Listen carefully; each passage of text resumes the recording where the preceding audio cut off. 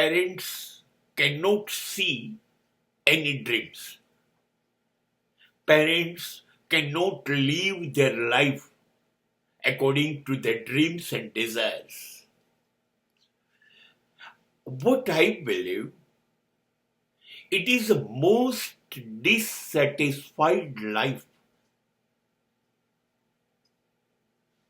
મા બાપ લગભગ તો સ્વપ્ન જોતા નથી અને જુએ છે તો ક્યારેય એ પૂરા થતા નથી. કેમ કે મેનેજમેન્ટમાં શીખવાડે છે પ્લાન એ, પ્લાન બી. મા બાપના સ્વપ્નમાં પણ સ્વપ્ન એ, ડ્રીમ બી હોય છે.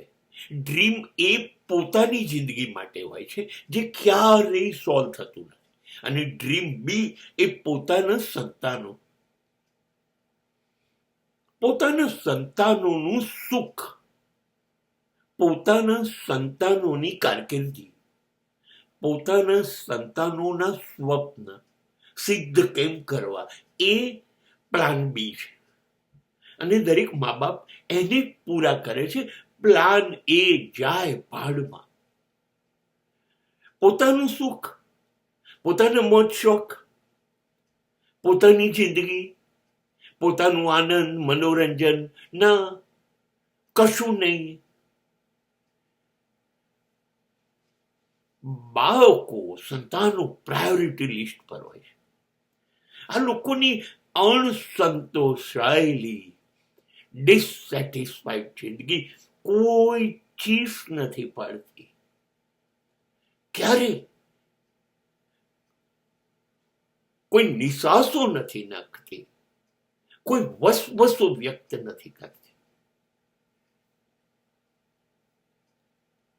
અને વારસામાં આપણને આપણી એક સ્વપ્નની દુનિયા, જેટલી એમની શક્તિ હોય છે ને એવી સોંપીને જતા રહે છે, ચૂપચાપ, કશું બોલ્યા વગર. ક્યારેક તો આપણા અવિવેકનો જવાબ પણ નથી આપતા. જ્યારે આપણે પૂછીએ ને, તમે અમારા માટે શું કર્યું,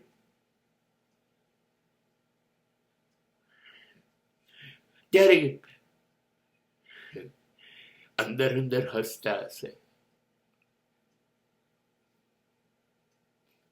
કાં તો એ જગ્યા છોડી દેતા હશે, થોડા ઉદાસ થઈ જતા હશે, મૌન થઈ જતા હશે, ચૂપ થઈ જતા હશે. આપણને એવું બધું સમજતા ક્યાં આવડે છે? હા, આપણને યાદ આવે છે એમનો ગુસ્સો. એ બે જણા નાનો સંઘર્ષ કરે, નાની ઝઘડી કરે, એકબીજાથી નારાજ રહે. આપણને એવું બધું બહુ યાદ રહે છે. મારા પપ્પાએ મમ્મીએ પપ્પા, હા, એ બધું યાદ રહે છે. પણ એ પરિણામ છે કે બે જણા એકબીજાને કેમ દુખી કરે છે, બે જણા એકબીજાને અનુકૂળ નથી એવું કેમ દર્શાવે છે? કારણ કે એ બે જણાને એકબીજાને અનુકૂળ એવી ગમતી જિંદગી જીવવી છે, એ જીવવા મળતી નથી. કેવી રીતે કોઈ બાળકોને મૂકી અને મા બાપ પિક્ચરો જોવા, હોટલો જોવા જઈ શકે? સંતાનોને મૂકીને પોતે કોઈ મોટા મોલમાં કે શોરૂમમાં જઈને કપડાં ખરીદી શકે, મનગમતું ખરીદી શકે? નથી કરી શકતા. બચ્ચાઓને બહાર રેતીમાં ગમે ત્યાં રમતા રખડતા મૂકી અને તમને લાગે છે એ આબુ જઈ શકે?